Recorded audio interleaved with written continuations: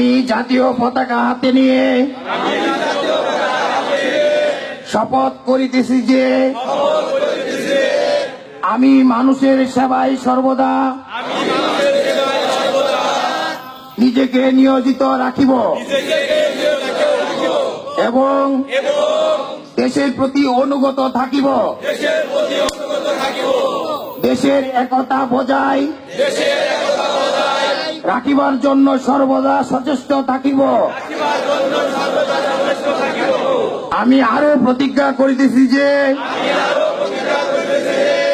দেশের প্রতি অকৃত্রিম ভালোবাসা ধারণ করে দেশের আইনের প্রতি শ্রদ্ধাশীল থাকিব এবং নিজের অজান্তেও যেন কোনো অপরাধে জড়িত না হই, তার জন্য সর্বদা সজাগ থাকিব এবং সংশোধিত জীবন যাপন করিব। হে প্রভু, আমাকে শক্তি দাও, আমি যেন বাংলাদেশকে সারা বিশ্বে একটি শক্তিশালী